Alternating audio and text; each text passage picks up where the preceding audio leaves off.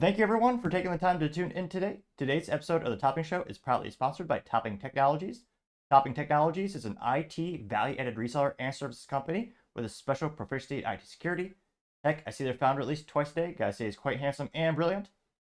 He's me, you see that's the joke. If you're an IT leader or business owner, you can reach out to the team at sales@toppingtechnologies.com.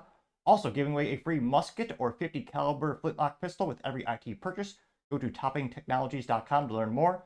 Also trying to get to 4,000 subscribers by the end of the month. So if you could click that button and tell your friends, I would greatly appreciate it. Now going over to the business part of the podcast, you have the new Aston Martin Valour to have a stick shift and a V12 with only 110 being made. That is great news for stick shift aficionados and just automotive in general. In a world that's acquiescing to more and more EVs, hybrids, and automatic transmissions. In fact, less than 2% of all new vehicles sold in the US come with 3 pedals, which is a travesty in and of itself. Now, this comes to us thanks to Car and Driver.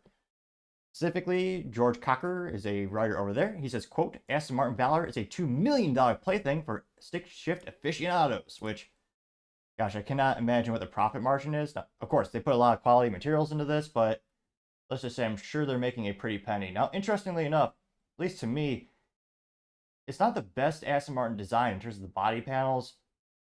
It seems to be much more, a lot less air, looks almost more cubical, a little bit more angular than the previous models. Get a picture of the front of the unit. The face looks really stretched thin. They have a nice little red accent on the front grille, which more and more car companies are doing. If I had an extra budget in my, extra jingle in my pocket, I would have loved to get the Honda Civic Si HTP, the Honda Factory Performance Package.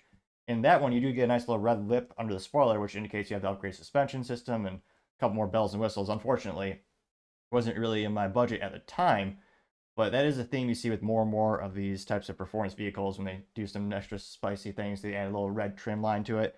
Now, they say that, quote, an evolution of the one-off 836 horsepower Victor introduced in 2020, the Aston Martin Valour is number 2 in the series of 3 bespoke V12 engine Astons. Later this year, the track-focused Valiant, built on the personal specification of F1 racer Fernando Alonso, will complete the trio, masterminded by Aston Martin's Q division, which, I mean, A+ for marketing. If you're not a James Bond aficionado, or if you've never seen a classic with Sean Connery, or, well, debatably, if you want to say who's the best Bond, I'd say Sean Connery, but Pierce Brosnan is a close second, of course. If you've ever seen the original Bonds, I highly recommend it, obviously, and Q is where all the cool gadgets come from.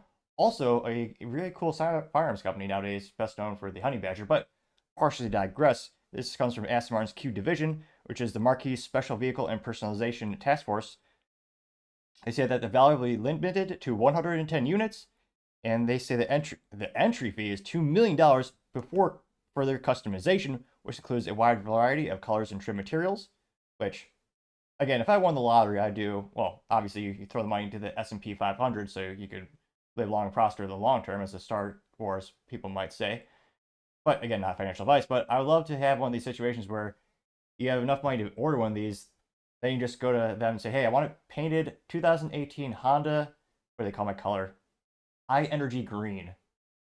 Because again, no one of sound mind would make a Aston Martin a Honda color for the paint job. But nevertheless, I would, but I'm a little weird like that, obviously. They note that in most extreme guise, a 2-seater boasts with a fully exposed carbon fiber body with a choice of red, green, or blue tint. In terms of presence, the new Aston receives full marks. Going down more and more. Although Aston Martin has built nearly 24 V12 models over the time, in recent years, manual transmission versions have been a rare exception. Now the stick shift returns in these 3 limited edition cars.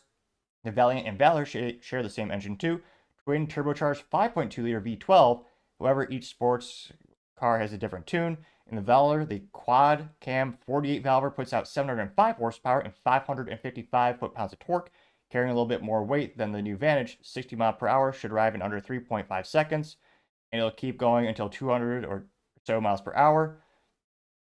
And then granted, of course, they say, oh yeah, you'll lose a tenth or a second or two when compared to a dual clutch automatic transmission, which, again, no one gives a damn if you're a true enthusiast. The 0 to 60 time has been long antiquated in terms of comparison. I mean, everyone knows the fastest car in the world is going to be in a computer on wheels, also known as an EV, with one of the best metaphors being we'd rather have a hamburger, grilled to perfection or thrown into the microwave. So again, when it comes to stick shifts, 0 to 60 time really doesn't matter as long as it's moderately respectable. And it really is just that fun of downshifting into a corner on a track. Or to me, every time I shift the gears, that makes me smile, even when I'm coming off a red light. Now, in terms of sports car or supercar, 200 mile per hour is kind of the minimum these days. I mean, I remember, was it Ferrari F40? What was the first? Oh, well, that's definitely not a mass production car, but that's kind of been the standard for quite some time. And granted, the more top mile per hour, it's a disproportionate amount of energy and engineering resources once you get above the 250 with every additional mile per hour you needed, with the Bugatti Veyron being kind of the pinnacle in terms of engineering in that regard. After, of course, well, second to the McLaren F1. But I partially digress. They say that let me pull up the picture of one of the best shots. The interior actually does look better than usual. Got like an old-timey kind of felt seats, and of course, I mean, the main attraction of the interior is that nice stick shift. Let me pull up the close-up of that. The rims, almost look like a honeycomb design in terms of the metallic rims. So they're not ultra fancy, the carbon fiber rims, which a couple high-end sports cars have. Let's see. Oh, even better. Let's pull up the view photos. There we go. Where's the close-up of that? Where's the real picture we want? That's pretty good interior. It's funny that just the stick shift knob alone is probably worth more than my Honda. If you were to get a parts list from Aston Martin, it probably would be there. It looks like the whole center console or the center column is all carbon fiber. That just looks really cool. Is that the only close-up they have of it? Oh no, there's a good picture. Incredible. Now they say, quote, the polished walnut shift knob, one of 4 finishes offered, feels good in the hand, but don't push the lever forward too enthusiastically lest you bruise your knuckles on the start-stop button assembly. Which, yeah, that's a silly place to put it. They just note that the Granzano 6-speed transactional is a gem. Otherwise, throw length is spot on, the gears are clearly defined, and the ratios engage with a reassuring clutch. Oh, it goes up to 7,000 RPM. There's 1 or 2 more interesting bullet points. Compare ride quality to the Porsche. Well, I'm not sure. It's hard to beat that. They say that the $2 million is a lot of money, even for the most expensive transportation appliance. But the Valiant will be at least $300,000 more expensive still. The Valour is still a piece of art, clearly worth the price of admission for the future 110 owners. And again, it does look incredible. And again, getting a V12, I know the Pagani has they have one. I believe they're actually going to make one with a stick shift. We covered that earlier. But yeah, in terms of a good old big engine with a stick shift and a sports car, it's brilliant. Because again, in terms of a high echelon sports car, you really have Porsche. That's it for a stick shift. Mustang, of course, that's a classic pony car. That comes with a stick shift. But yeah, the options are few and far in between. So Aston Martin, I think, is brilliant to keep not monopolizing that part of the market, but darn near monopolizing it. Now, the only sad part is for this price point, how so many people treat automobiles as investments, which even though this is limited to, 120 units or 110 units, I still wouldn't treat it like that. Like, yeah, not financial advice, but it probably will go up in value over time. But it's kind of sad because these things really belong on a track, just having fun, shifting through the gears. It is 110 units, and of course they have a special little placard there to commemorate that. Yeah, Aston Martin's come a long way.